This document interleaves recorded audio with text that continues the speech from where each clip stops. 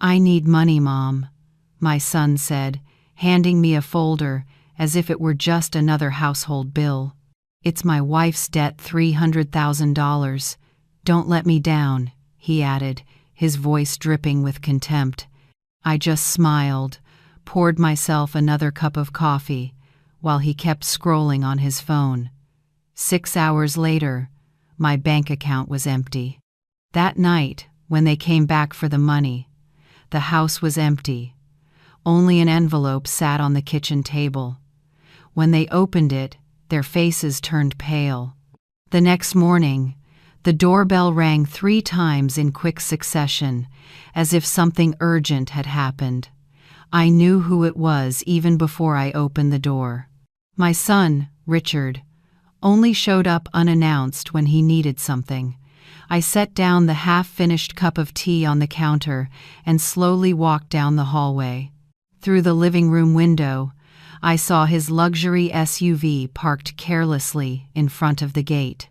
Richard had inherited his father's business acumen, but none of his patience or empathy. When I opened the door, he was already there, phone in one hand, a brown envelope in the other. His face, so much like his father's, was tense. "Mom," he said, brushing past me without a hug, just an obligatory air kiss. "We need to talk." Richard walked straight into the kitchen, as if he still owned the place, though he'd moved out more than 15 years ago. He sat down in my chair, placed the envelope on the table, and kept typing on his phone. "A cup of coffee would be nice," he said without looking up. I made it automatically. 10 years of widowhood, and I was still serving the men in my life, as if that were my sole purpose. When I placed the cup in front of him, I noticed his fingers were tense, knuckles whitening as he typed. "How's Fernanda? And the kids?" I asked, referring to my daughter-in-law and grandkids I rarely saw. "They're fine," Richard replied flatly. Finally, he set his phone down and took a sip of coffee. "I'll get straight to it. Mom, I'm in trouble." I sat across from him. The clock ticked slowly on the wall. "Fernanda got involved in something bad," he said, sliding the envelope toward me. "She made a bad investment." I opened it carefully. Inside were bank statements, debt notices, and a loan contract marked in bold red, $300,000. My heart sank. That was nearly all of my retirement savings, plus what was left from selling our downtown condo after my husband, Edward, passed away. "Richard," I said hoarsely, "that's nearly everything I have." He took another sip, his cold eyes finally meeting mine. "Mom, you don't really need that money. You live here alone, everything's paid off. Your expenses are minimal. You're 68. What are you saving it for?" The words hit like a slap. The house, my only asset, was still in his name. Edward's decision years ago, supposedly to avoid inheritance issues. "It's not that simple," I murmured. "I still have medications, doctor visits." Richard tapped the table, cutting me off. "Fernanda got scammed, okay? She trusted the wrong people. If we don't pay by tomorrow, things will get bad." "These aren't bankers, Mom. They're dangerous people." "How dangerous?" I asked, my voice trembling. "You don't need to know the details," he said impatiently. "Just trust me. It's just a loan. I'll pay you back once the business stabilizes." I stared at the envelope, then at the face of the boy who once played in my backyard, now a stranger sitting in my kitchen. "You've borrowed from me before, Richard." "I've never seen a single dollar come back." His expression darkened. "This time I'm serious, Mom. This isn't the time for drama." He stood and began pacing like a caged animal. "I'm your only son. You've always said you'd do anything for me." I heard the familiar tone, the same manipulation Edward used for decades. "I need time to think," I said quietly. "There's no time," Richard snapped. "I need the money in the account today. Tomorrow's too late." He stood behind me, placing his hand on my shoulder. It felt heavy, like a chain. "Mom," he said, his tone softer now. "You know I'd never ask if it wasn't serious. This is for Fernanda's safety, for our family's safety." That word family, the spell that had kept me obedient for years. "All right," I whispered. "I'll transfer it." Richard exhaled in relief, smiling for the first time since he'd arrived. "Thanks, Mom. I knew I could count on you." He checked his watch. "I've got a meeting, but I'll come back tonight for dinner, and we'll finish up, okay?" I nodded, unable to speak. He grabbed the folder, kissed my forehead, and headed out. "Don't let me down, Mom," he said, like a parent scolding a child. The door slammed shut. I stood there, staring at the half-full coffee cup, realizing I'd just made a terrible mistake.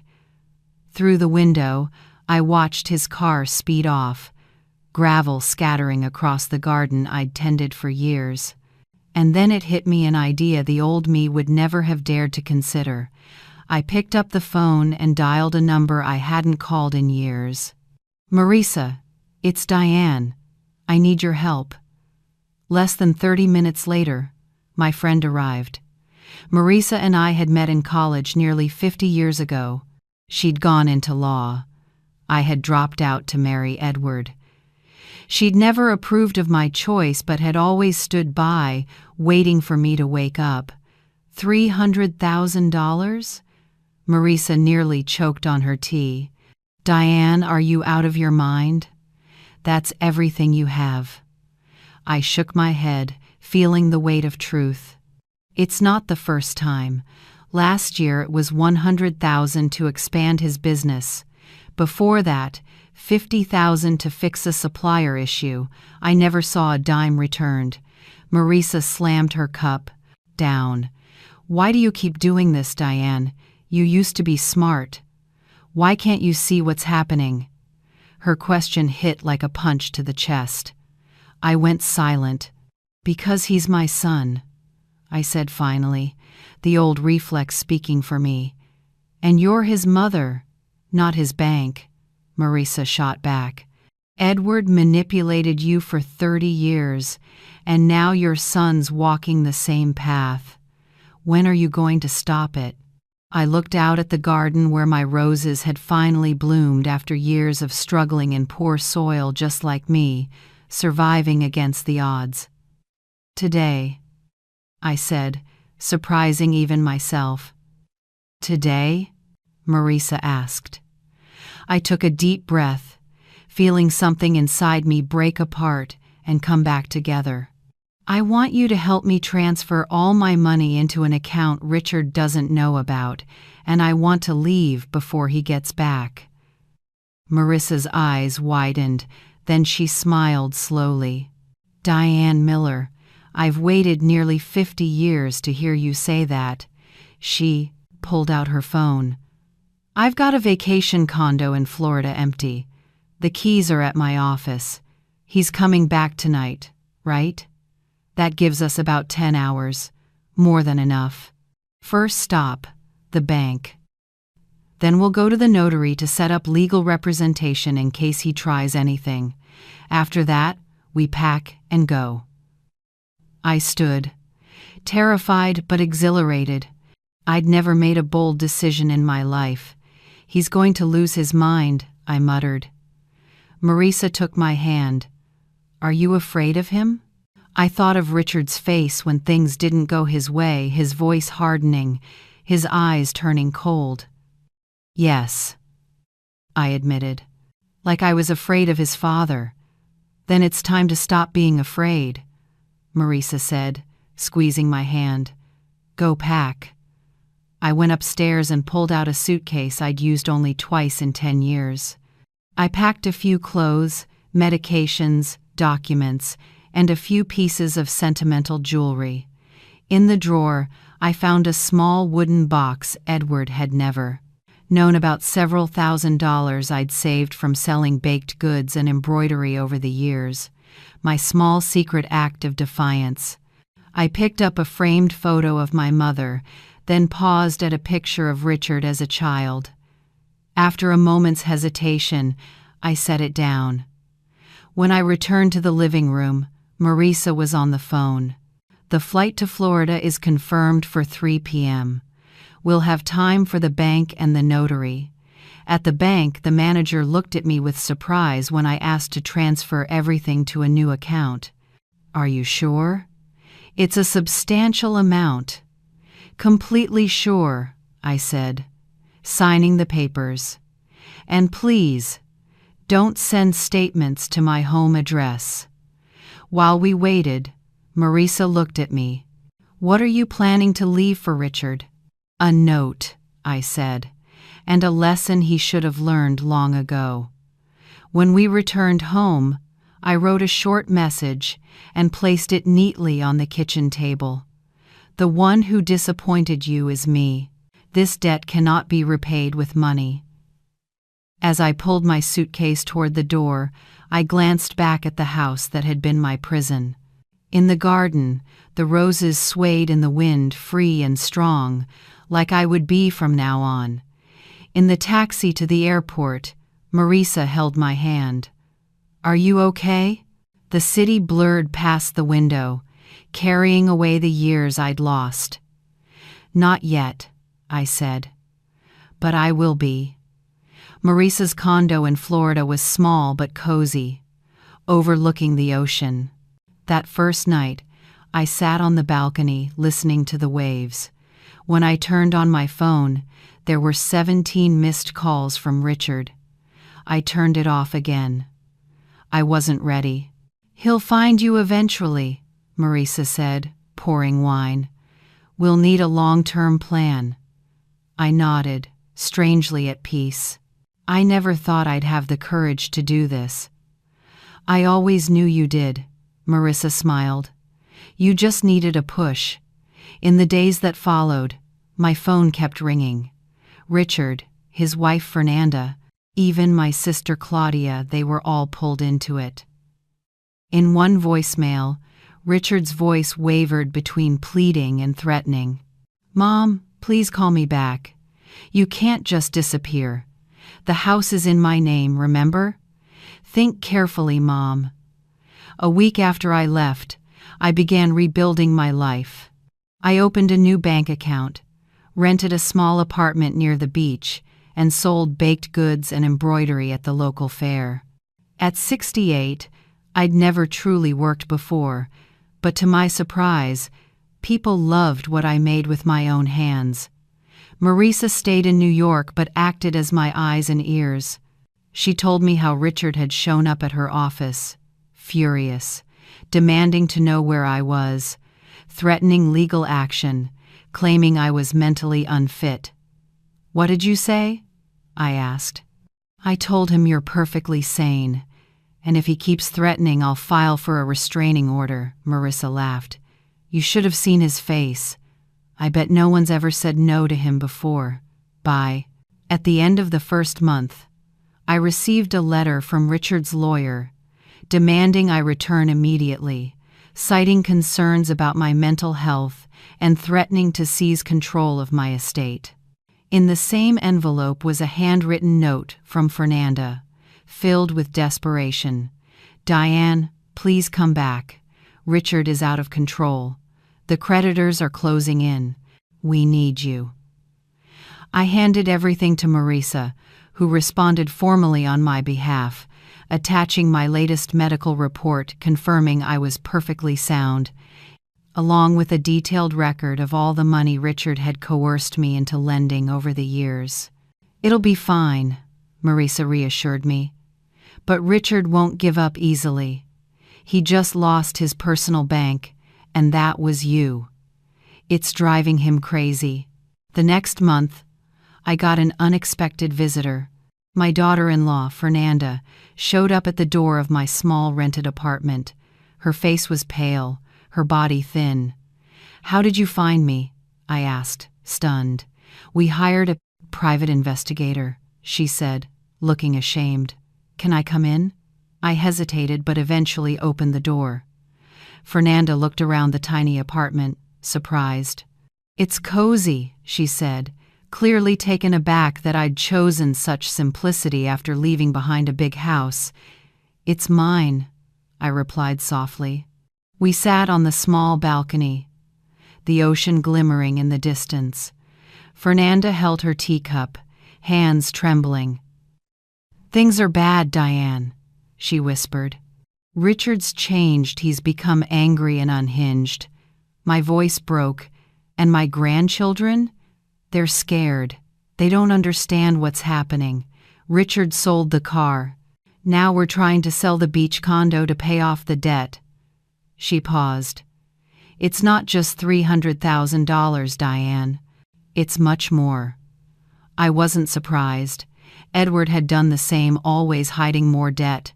So, you didn't come here to convince me to return, I said. You came to ask for more. Money. Fernanda lowered her head. It's more complicated than that. The people we owe aren't patient. Richard told them you still have money. A chill ran through me. He used me as collateral? Fernanda stayed silent, but that silence said it all. You need to get out, Fernanda, I said, gripping her hand. Take the kids and go to your parents' house. It's not that easy, she said shakily. He controls everything, accounts, papers, even my phone. I don't know how I managed to escape. I looked at her, my heart aching. Just like I once didn't know how to get out, but I did. I can help you, I said. Not with money, but with getting free. Fernanda looked at me. Fear and hope mingled in her eyes. He'll find us just like he found you. Then we'll be ready, I said, feeling a strength I'd never known before. First, we get you and the kids out. After Fernanda left with a concrete plan and a new phone, number I'd hidden in her boot, I sat on the balcony, watching the sunset.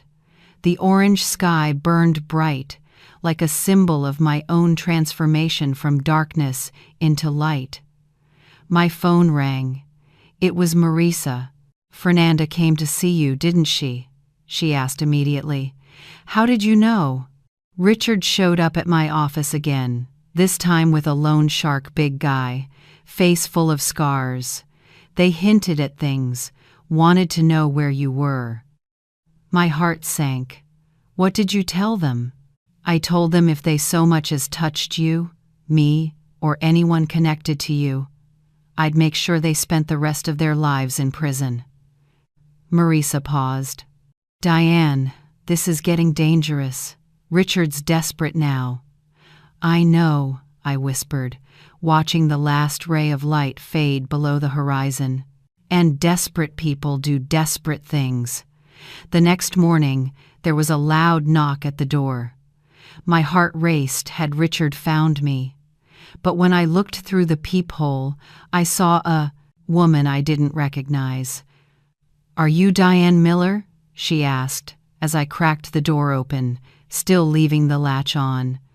Yes. She held up a badge. I'm Detective Olivia from the police department.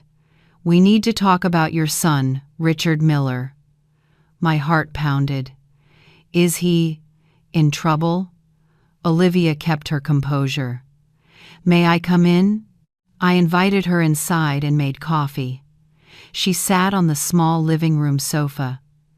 Mrs. Miller, she began, your son is under investigation for financial fraud, falsifying documents, and having connections with a loan sharking ring.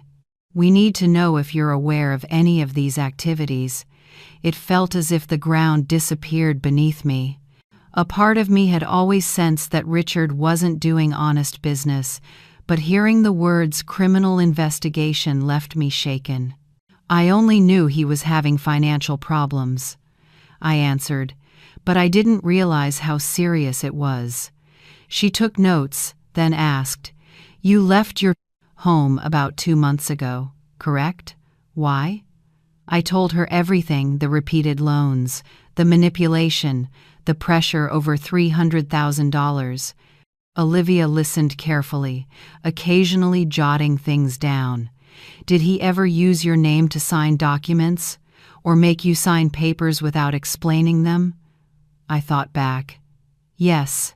A few years ago, he told me to sign some papers so he could transfer money easily in case of emergency. He said it was to protect me in old age. She nodded. We've found several suspicious transactions in accounts under your name, accounts you probably didn't even know existed. I closed my eyes, my stomach tightening. Richard hadn't just manipulated me, he had stolen his own mother's identity. What should I do now? I asked, trying to stay calm. We'll continue investigating. You'll need to give an official statement soon. And to be honest, your son might face charges within the next few weeks. You should also be cautious about your safety. When Olivia left, I immediately called Marisa. She promised to fly down to Florida that same day. I always suspected Richard was involved in shady business, she said over the phone, but not to this extent. That afternoon, I received a text from Fernanda. He found out about our plan. I'm locked in the room with the kids. He's smashing everything. My whole body went cold. I called Olivia right away, and she sent police officers to Richard's house. The following hours dragged by in fear and endless phone calls. By nightfall, I learned that Fernanda and the children were safe, while Richard had been arrested for resisting police intervention. Later that night, Marisa arrived and found me sitting quietly on the balcony, staring at the dark ocean. She sat beside me in silence for a while, then asked, "How do you feel?" "Guilty," I whispered. "If I hadn't left, maybe things would have been different." Marisa shook her head. "No, Diane. If you hadn't left, you'd have gone down with him, maybe even gotten pulled into his scams." She held my hand. "You did the only thing you could. You saved yourself, and maybe Fernanda, and the kids, too." The next morning, the newspaper headline stunned me. "Businessman arrested for fraud and links to organized crime." The photo showed Richard in handcuffs, led away a stranger, not my son. The phone rang. It was Olivia. "Mrs. Miller, your son wants to see you. He'll only talk to you." I looked at Marisa, who already knew. "You don't have to go," she said. "Not after everything he's done." "I have to," I said firmly, surprising even myself. "I need to look him in the eyes to end this." The police station was cold, the fluorescent lights making every wrinkle on my face seem deeper. Richard was led into the visitation room, his hands cuffed, wearing a gray prison uniform that made him look smaller, older. When he saw me, his eyes so much like his, father's, filled with tears. "Mom, you came." I sat across from him, keeping my distance. "You wanted to see me." "I'm here. I'm in serious trouble, Mom. You don't understand," he said quickly. "Those people aren't joking. If I can't pay them—" "No," I interrupted calmly. "You're the one who doesn't understand. I didn't come here to give you money. That time is over." His face hardened from weakness to anger. "You left me when I needed you most. You abandoned your family." "No," I said, taking a deep breath. "I'll tell your children that their father made the same wrong choices his grandfather did, and that I finally did what was right." Richard slammed his cuffed hands on the table. "The house is still under my name. You have nothing left. I still have myself," I said, standing up. "The one thing I nearly lost because of men like you and your father." I turned toward the door, then stopped. "Fernanda and The kids are safe. They'll have a chance to start over away from you. So will I. As I stepped out of the station, I felt the weight lift from my shoulders. The Florida sunlight blazed, brilliant and warm, after the cold artificial lights inside. Marisa was waiting in the car. "How was it?" she asked. I looked back at the building where I had left both my son and my years of blindness. "Freedom," I said, smiling the first genuine smile in years. 6 months passed since I left, and Richard was arrested. Winter came, the sea winds grew strong, the waves restless. My small apartment had become a real home now, with potted plants on the balcony and colorful embroidery I made hanging on the walls. Fernanda and the kids, Lucas, 8 years old, and Mariana, 6, had moved to a quiet inland town near her family. We video called every week. Marisa taught me how to use the technology. The kids were adjusting, though they still asked about their father sometimes. "Grandma, when can we visit you?" Lucas asked. "During the July summer break," I promised. "We'll build sandcastles and collect seashells on the beach." Fernanda appeared on the screen, smiling softly. She looked healthier now, rosy cheeks, gentle eyes. "Are you really inviting us, Diane?" "Of course. The apartment's small, but there's room for everyone. I want to hear the kids' laughter here." After the call, I sat watching the waves hit the shore. Richard's trial would be next month.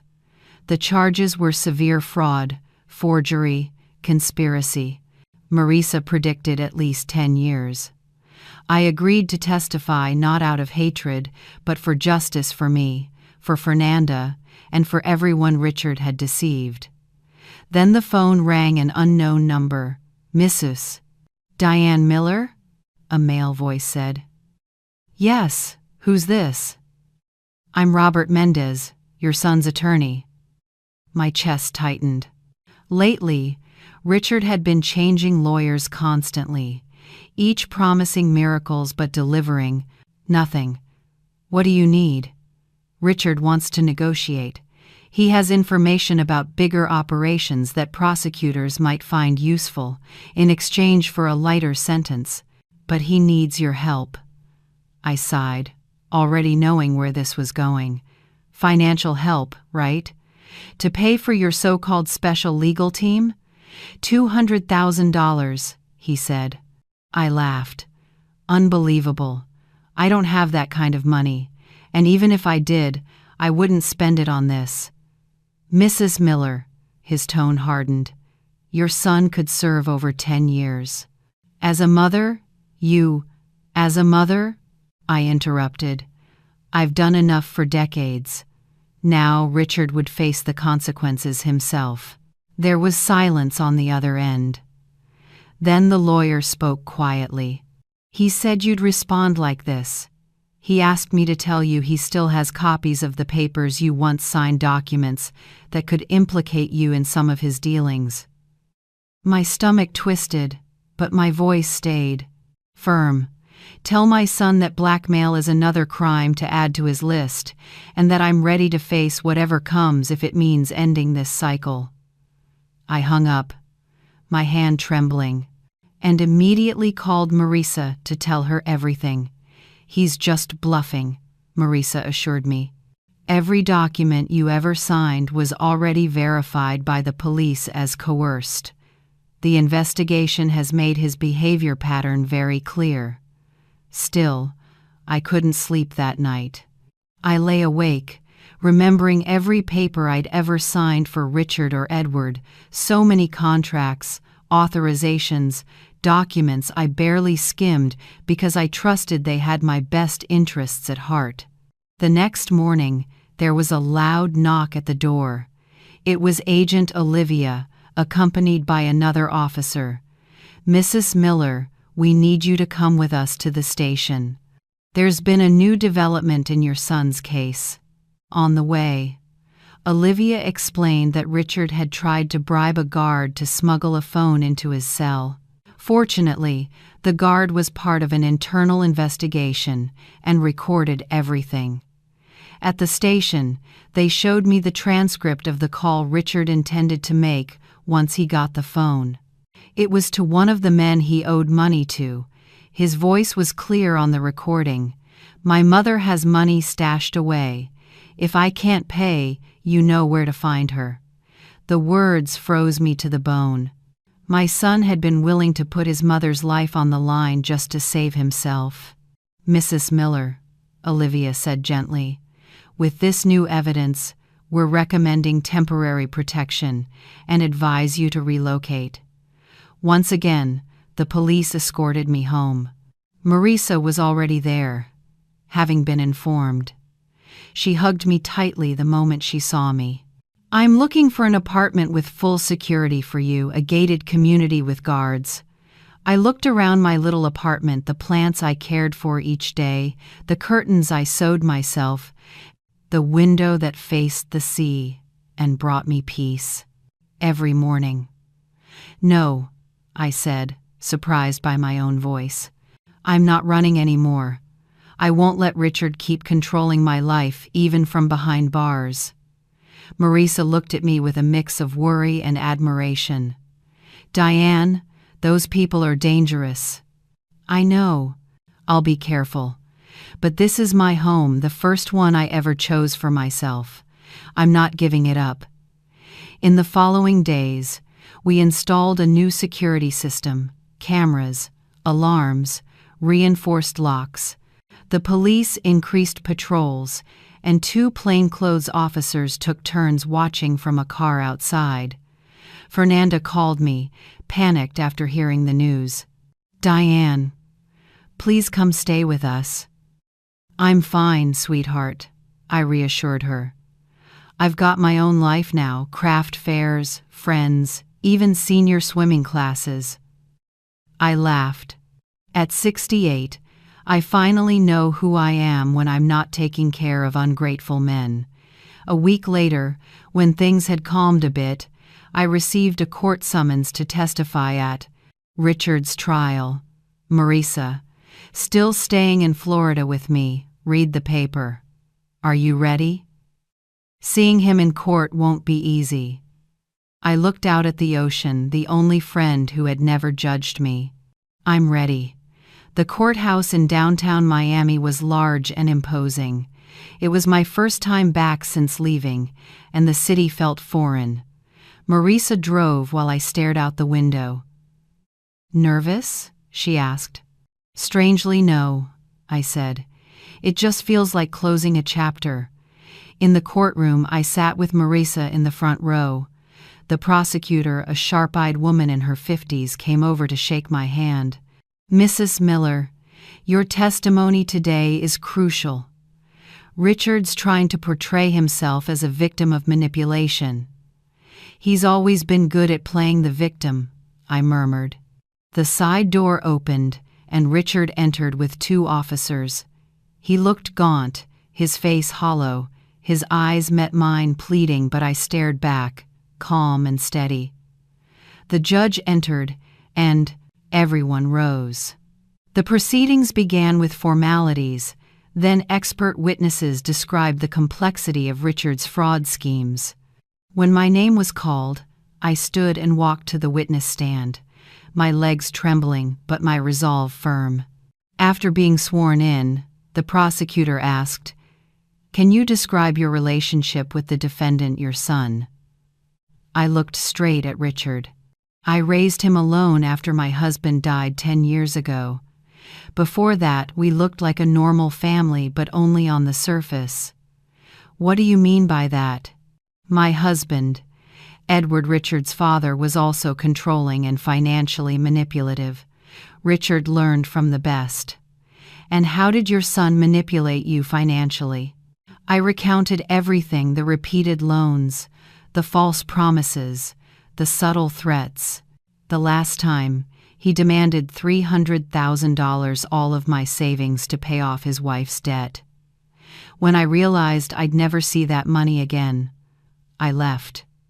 What made you finally decide to leave after so many years? I paused. It was the contempt in his voice. When he said, "Don't let me down, Mom," I realized that in his eyes, I wasn't a person, just a walking wallet. Something inside me broke, and then reformed into something stronger. Richard's attorney rose for cross-examination, brimming with confidence. "Mrs. Miller, do you consider yourself a good mother?" I saw the prosecutor about to object, but I signaled her to let me answer. For decades, I believed being a good mother meant giving everything: money, time, even dignity. Now I know being a good mother also means teaching your child accountability and consequences. "You abandoned your son when he needed you most," he accused. No, I stopped enabling his self-destruction. There's a big difference. And these alleged threats you claim he made, how convenient that you mention them now, just as he's negotiating for a plea deal. I stayed calm. The recordings speak for themselves. I gain nothing from watching my own son sell out his mother to criminals. I only see tragedy. When my testimony ended, I returned to my seat, my legs shaking. Marisa held my hand silently.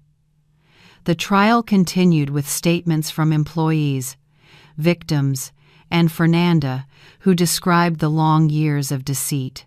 I watched Richard grow more agitated, bowing his head and muttering angrily to his lawyer. When the judge called for a recess, he looked at me one last time, his eyes no longer pleading, only cold and full of hatred, and it sent a chill through me. That night in the hotel room, I couldn't sleep. That look haunted me, the same look Edward had whenever he didn't get what he wanted. The next morning, we returned to hear the sentencing. The prosecutor presented the case clearly, while Richard's lawyer tried to paint him as a businessman who had simply made mistakes rather than a criminal. When the judge went into deliberation, Marisa and I went to a nearby cafe for coffee. I stirred my cup absent-mindedly, then noticed a man sitting a few tables away, watching us. When I turned, he quickly looked away. "Marisa," I whispered. "That man is following us." She glanced subtly. "Maybe a reporter. The case is getting media attention, but his posture, the way he pretended to be casual yet kept watching, made me uneasy." "I want to go back to the courthouse," I said. As we left the cafe, he stood up too, keeping his distance but following. I informed the officers stationed at the courthouse. They nodded and said they would keep an eye on him. When the session resumed, the judge returned. In the case of the state versus Richard Edward Miller, the court finds the defendant guilty on all counts. A wave of relief washed over me, followed immediately by a deep sorrow. The child I once cradled in my arms was now officially a criminal. The court sentences the defendant to 12 years in prison, with the possibility of parole after 4 years, along with fines and restitution. Richard remained silent. As officers came to take him away, he turned his head toward me.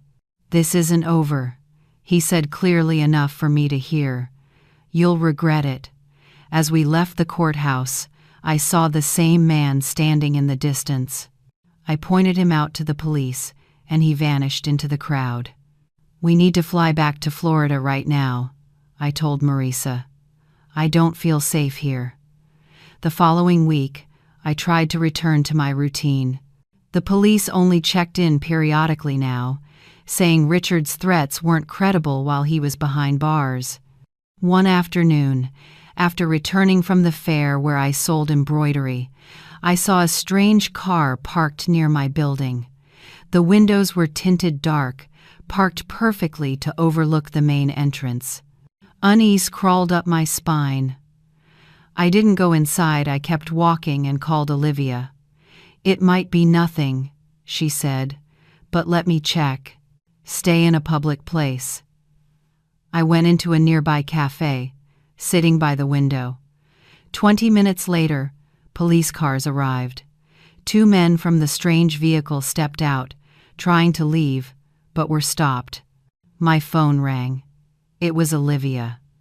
"Mrs. Miller, we've detained 2 men with criminal records. They were carrying an unregistered gun and a piece of paper with your address on it." A chill ran down my spine. "They might be Richard's associates," Olivia said. "We're questioning them now. Do you have somewhere safe to stay for a few days?" I immediately called Marisa. Her answer was firm and fast. "I'll be there in an hour. We'll go to my beach house in Florida. No one knows that place." I returned to my apartment under police escort to grab a few essentials. As I hurriedly packed, I looked around the home I had built with love. Once again, I was running, or maybe not. An idea was forming, something the old Diane would never have dared to think, but now it made perfect sense. When Marisa arrived, I told her my plan. "That's risky," she warned. "Living in fear forever is riskier," I replied. "I'm tired of running." The next day, instead of hiding at Marisa's beach house, I returned to my apartment with a clear goal. With Agent Olivia and her team's support, we set up a trap. The 2 men arrested earlier agreed to cooperate for reduced sentences and confessed that Richard, using a smuggled phone in prison, had hired someone to scare me, a mild phrase for something far darker. "He meant real harm," Olivia explained. "He just wants to prove he still has power, even behind bars." The plan was simple.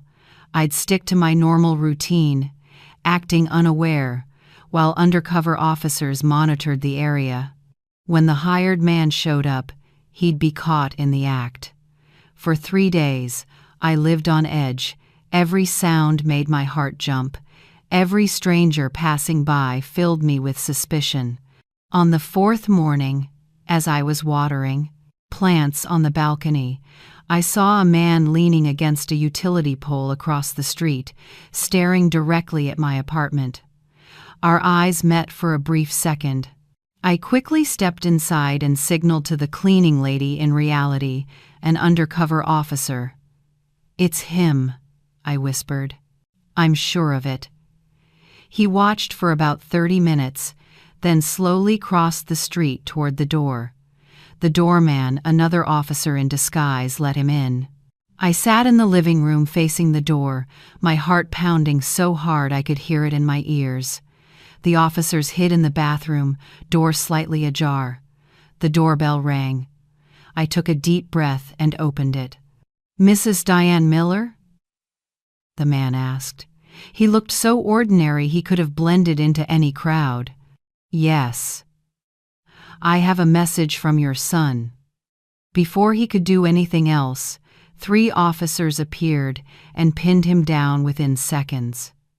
He didn't resist, almost seemed relieved to be caught. That afternoon, Olivia arrived with news. The man had confessed to everything. Richard had promised him $5,000 to teach his ungrateful mother a lesson. And what exactly did that mean? I asked. Olivia hesitated. "He was told to wreck your apartment, threaten you, and," she paused, "leave you with some bruises. Nothing fatal, just enough to make you feel unsafe, forever." I collapsed into a chair, my legs trembling. "Is that enough to add more charges against Richard?"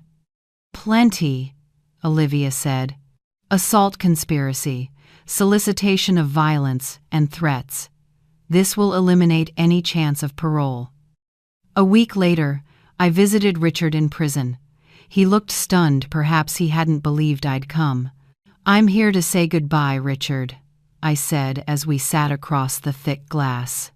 "Goodbye," he frowned. "She confessed to everything. I continued. You'll be facing more charges and could stay here much longer.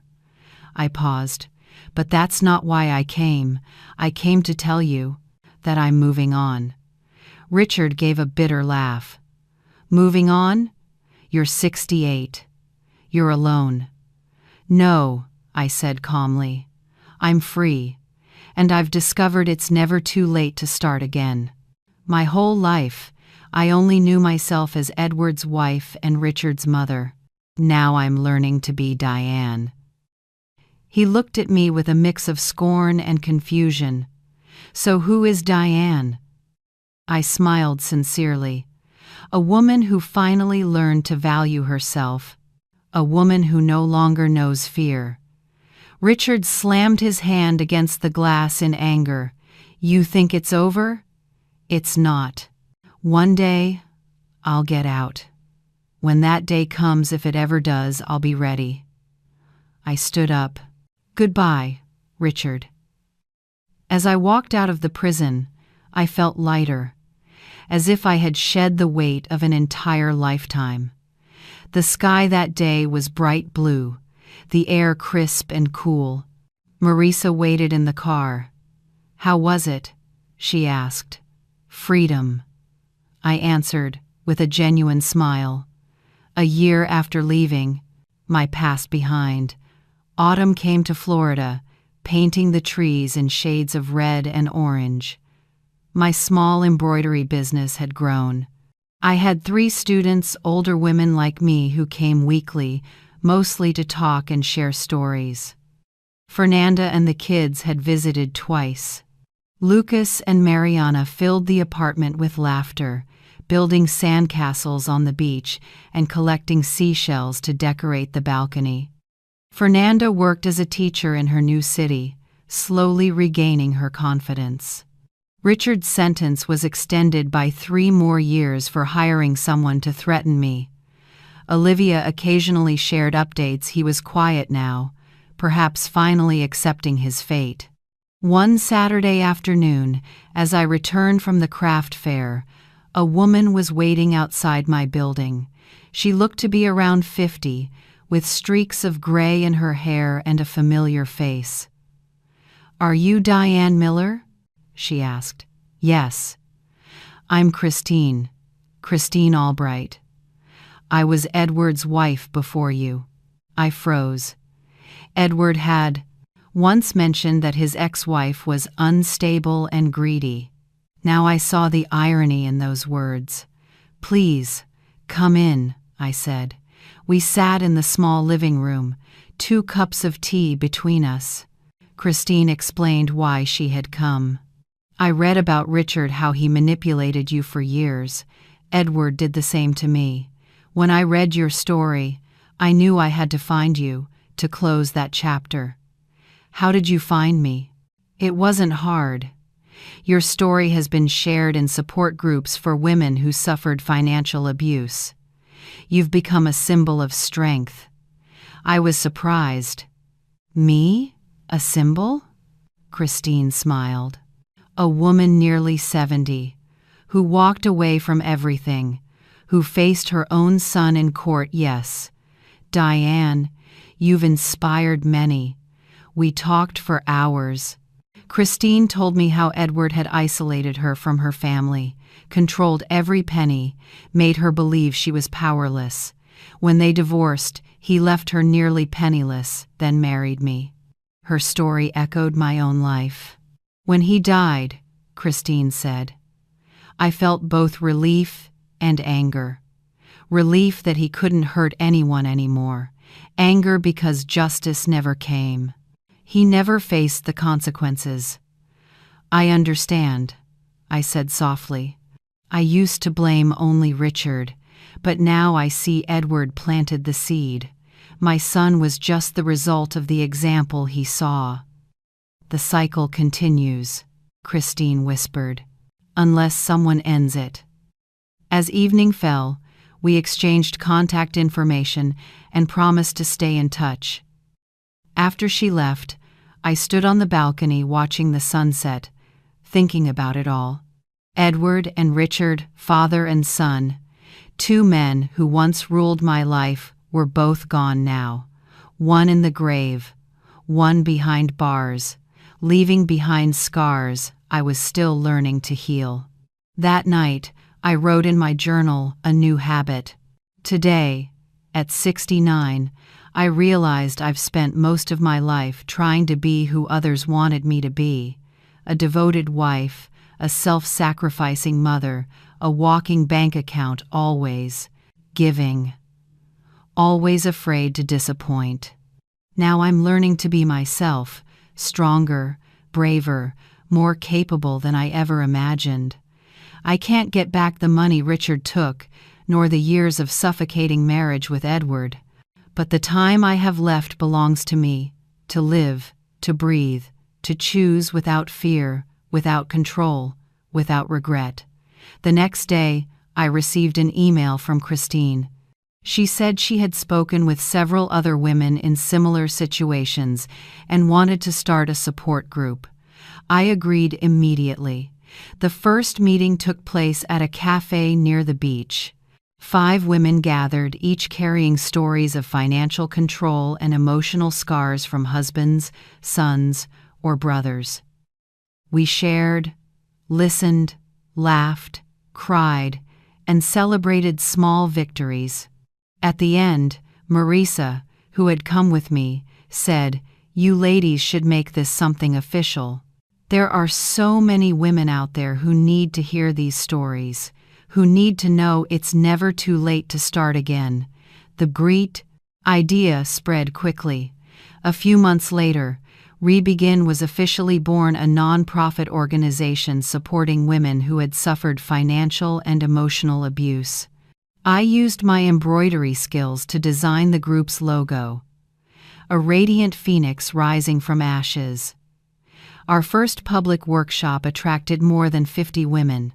I trembled as I stepped onto the small stage, but once I began to speak, everything became clear. My name is Diane Miller. I'm 69 years old. For nearly 7 decades, I let others control my life and my money first, my husband, then my son, until the day my son demanded $300,000, nearly everything I had. That was the day something in me broke, and then I was reborn. I looked at the attentive faces before me. It's never too late to say no. It's never too late to begin again. And it's never too late to discover who you truly are when you stop living for others' approval. Applause filled the room. 2 years after I walked away from everything, I received an unexpected letter. It was from Richard. The handwriting was slower, less impulsive than before. "Mom, it feels strange to write this.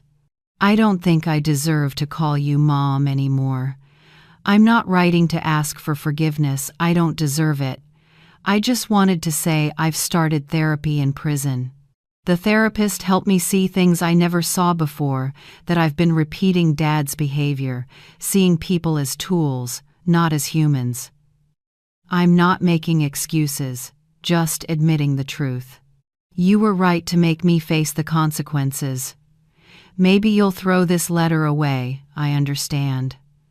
I just want you to know that, no matter what, I'm proud of you. I saw your picture in the news, speaking to those women. You look different, stronger, Richard." I read the letter many times, my emotions tangled.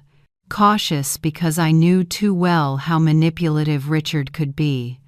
Sad because I thought of all the things that could have been different. And somewhere deep down, a fragile hint of hope. I didn't reply right away. Instead, I took the letter to my next therapy session, a healthy routine I had learned in my new life. "What do you want to do?" my therapist asked after I finished reading it aloud. "I don't know," I said. "Part of me wants to believe he's really changing, but another part reminds me of how many times I've been deceived before. And what if both parts are right?" The therapist said softly. "What if he truly is trying to change, but it's still not safe for you to go back? That question stayed with me for days. In the end, I wrote a short letter in return. Richard, I received your letter. I can't say I believe everything you've written. Trust, once broken, is hard to mend. But I acknowledge your effort to seek help and reflect on your actions. My life is now focused on supporting women who've gone through similar experiences. I've found peace and purpose in that work. I hope you also find your own path. If that path truly leads to change, maybe one day we can speak again, not as mother and son as before, but as two people trying to become better. Diane. I mailed the letter with no expectations. Months passed without a reply, and that was all right. My life had moved in its own direction, away from Richard and the darkness of the past. Spring arrived in Florida, painting the city in bright colors. Our organization, Rebegin, grew quickly. We now had a small downtown office and a team of dedicated volunteers. Twice a week, we hosted free classes on financial management, something I had to relearn from scratch at 68. Fernanda had become a regular collaborator, sharing her own journey of financial and emotional recovery. My Saturdays were always for my grandchildren. Lucas, nearly 10, loved fishing on the pier near my apartment. Mariana, 8, preferred to sit by the window and embroider with me. One afternoon, as we stitched together, she asked, "Grandma, are you happy now?" I froze for a moment, looking at her innocent face, her curious eyes. "Yes, sweetheart," I said softly. "Happier than ever, even without your grandpa and your dad." I chose my words carefully. "Sometimes, Mariana," I continued, "we have to walk away from people we love to find ourselves again. That doesn't mean we stop loving them, it just means we learn to love ourselves too." She thought for a while, her little brows furrowed. "Like when I want to be alone in my room even though I still like playing with Lucas?" I laughed. "Exactly like that." By June that year, I received an unexpected call. It was Agent Olivia. "Mrs. Miller, I'm calling to inform you that your son will be moved to a work release program next month." I froze. I thought his sentence was extended. He's shown good behavior, completed rehabilitation programs, and his lawyer petitioned for reduced confinement. He'll still have strict restrictions, but he'll be allowed to work during the day. I thanked her and hung up, the old unease returning. Richard would soon have partial freedom. What would that mean for me, for Fernanda, for the kids? I called Marisa right away. "Do you think I should be worried?" After listening, she replied with her usual practicality. "We'll increase the apartment's security, just in case. But honestly, I don't think he'll do anything stupid. He has too much to lose." A week later, I received another letter from Richard. Unlike before, his tone was measured and distant. "Diane, next month I'll be transferred to a work release program. I wanted you to hear it from me, not someone else. I'll be working in a reforestation project during the day and returning to the facility at night and on weekends. I have no intention of interfering with your life. I've learned my lesson. The therapist here says respecting boundaries is the first step toward healthy relationships. I'm trying to practice that. I also wanted you to know I've contacted Fernanda about the kids. She's agreed to let me write to them under supervision.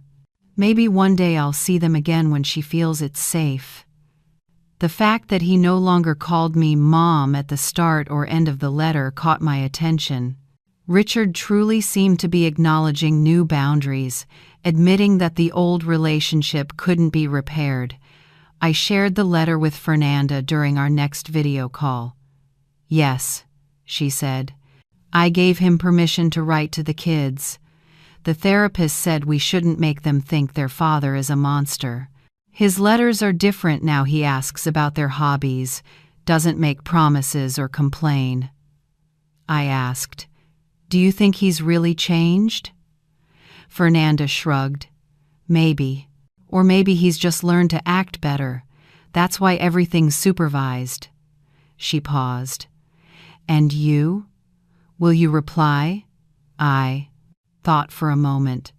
I think I will. Just to acknowledge I know and to maintain the boundary. I wrote briefly, "Richard, thank you for informing me about your transfer. I wish you luck in this new phase. I'm glad you're allowed supervised contact with your children. They deserve a good father if you can truly be that person. As I've said before, I've found my path. I hope you find yours. Diane." July arrived with suffocating heat. One sweltering afternoon, I got a call from the rehabilitation center. "Mrs. Miller, this is Sophia, the case manager. It's about your son." My heart raced. He's fine, not injured. But today at work, he argued with another inmate, and surprisingly, he didn't fight back. He went to find a supervisor instead. Because of that, he's now being targeted by others, and we're concerned for his safety. "What does that have to do with me?" I asked.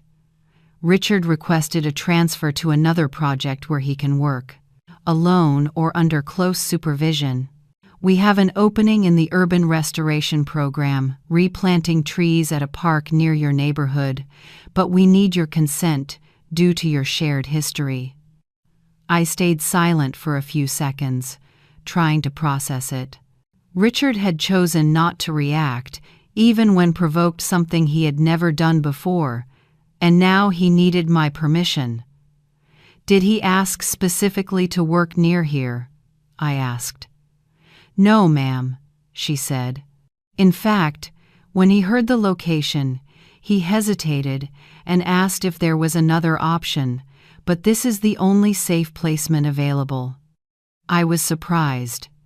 He was truly trying to respect distance. "How far is that from my home?" "About 15 blocks, and he's not allowed to leave the area. He'll be monitored at all times." I took a deep breath. "All right, I agree." After hanging up, I wondered if I was being naive or simply learning to show compassion without crossing boundaries. I called Marisa and told her everything. "You did the right thing," she said. "Keeping him safe doesn't mean lowering your guard. It just means you're still human, still capable of empathy." The following week, Richard started working at the park. I changed my grocery route so I'd pass by occasionally, keeping my distance. From afar, I saw him planting trees under the sun, thinner, calmer. Once, he seemed to sense my gaze and looked my way, but I didn't approach. By August, another letter arrived. "Diane, I know you saw me at the park a few weeks ago. Thank you for not coming closer, and thank you for approving my transfer. This job helps me find peace. There's something deeply grounding about turning an abandoned space into something green and useful for others. I'm not asking for forgiveness or reconciliation, just expressing gratitude for a kindness I don't deserve." This letter felt different, calm, sincere. I decided to respond with a small gesture. The next day, I sent a high-quality gardening tool set and a book on landscape design to the community center, overseeing the project. No name, no expectations. Weeks passed without a reply, and I was content. I had learned that healthy connections don't need instant reciprocation or control. In September, Rebegin hosted a major seminar on financial independence for women. I was the keynote speaker, sharing my journey from total dependence to self-sufficiency. That morning, the room was nearly full, with over 100 attendees. I stepped onto the stage, my heart trembling yet determined. "Hello," I began. "My name is Diane Miller. At 70, I'm learning who I am when I'm no longer defined by the men in my life." The audience chuckled softly, many nodding in understanding. 2 years ago, my son came to my home demanding $300,000, almost everything I had. Like every other time, he thought I wouldn't dare say no. And as many here know, those patterns don't just appear overnight, they're built over years. For me, it began with my husband, who controlled every dollar, every decision, until I believed I couldn't manage life on my own. As I spoke, there was a slight stir at the back of the room. A tall, lean man quietly entered and stood by the door. My heart tightened. It was Richard. I froze for a moment. The audience noticed the change, and a few turned to look where I was staring. I took a deep breath and continued. The hardest yet most liberating moment of my life was when I finally said no. When I walked out of that house with just one suitcase and the determination to never live as someone else's shadow again, I spoke for another 30 minutes, always aware of Richard's silent presence in the back. He never approached, just listened. When I finished, the audience rose in applause. Women came up to me, sharing their stories, asking for advice, thanking me for mine. Richard stayed at the back, patiently waiting until the crowd thinned. When the room was nearly empty, he walked toward me slowly, hesitantly. His eyes carried a vulnerability I had never seen before. "Hi," he said quietly. "Hi," I replied. "Your speech was powerful and hard to hear." He paused, then added, "Thank you for the gardening tools." We stood in silence, the distance between us both strange and heartbreaking. "How did you know about this event?" I finally asked. "Fernanda mentioned it in a letter," he said. "I got special permission to come just to listen." I nodded, realizing for the first time that he no longer assumed permission but asked for it. "Are you doing okay?" I asked sincerely. "It's different now," he said after a long pause. "I'm learning to live with my consequences, to exist without manipulating, without controlling anyone." He looked straight at me. "It's harder than I thought." "It usually is," I replied. Richard checked his watch. "I have to go back. I'm only allowed out for 2 hours." He hesitated, then added, "You turned something terrible into something meaningful." What's the right word? Not proud. Exactly, maybe impressed. Or even inspired. As he turned to leave, I called out without thinking, "Richard." He stopped and looked back. "Would you like to get coffee sometime? In a public place." "Of course," he said, genuinely surprised. "I'd like that. I'm not promising anything, not reconciliation," I added. "I understand," he said softly. "This already means more than I deserve." A week later, we met at a crowded cafe near the park where he worked. A correctional officer sat a few tables away, watching discreetly. The conversation started awkwardly, both of us trying to step into unfamiliar territory, not as mother and son in the old sense, but as two adults trying to build a different kind of connection. "How are the kids?" Richard asked after ordering coffee. "They're doing well," I said. "Lucas is obsessed with astronomy, and Mariana's learning to play the flute." Richard smiled faintly. "They mentioned that in their letters. Fernanda even sent me a few pictures." I took a sip of coffee, gathering the courage to ask what had been lingering in my mind. "Richard, what made you start seeing people as tools to be used?" He looked out the window for a long time, his profile briefly reminding me of his father. Probably since I was a kid, he said slowly. I watched how Dad treated you, how he always got what he wanted. It seemed to work. So I learned from that at school, at work. Controlling people made me feel like I was winning, until I wasn't. And now? I asked. Now I'm learning that being effective isn't everything. Real relationships require give and take, not exploitation. I'm trying to remember that people aren't just means to an end. We talked for nearly an hour. There were no tears. No dramatic reconciliation. Just two people speaking honestly, maybe for the first time. When we said goodbye, Richard asked, "Would you like to meet again?" "Maybe," I said. "One step at a time." The next morning, as I walked along the beach with Marisa, she asked, "Do you think he's really changed?" "I think he's trying," I said. "And that's already more than Edward ever did." "What about you? Are you ready to forgive him?" I looked at the waves crashing and forming again endlessly. "Forgiveness isn't something you do once and finish," I said quietly. "It's something you practice every day."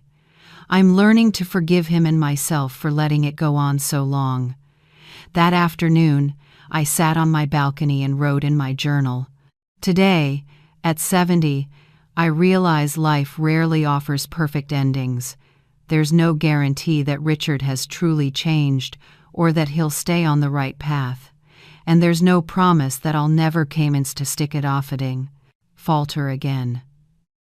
But maybe life isn't about finding perfect endings, it's about beginning again, as many times as necessary. It's about breaking harmful cycles, even when it feels impossible. It's about believing we can be bigger than our worst mistakes. The $300,000 Richard demanded from me 3 years ago was the price of my freedom, steep, but small, compared to the cost of living a life that wasn't mine. I'm not wealthy now. I live simply, earn enough from selling my embroidery and my modest savings.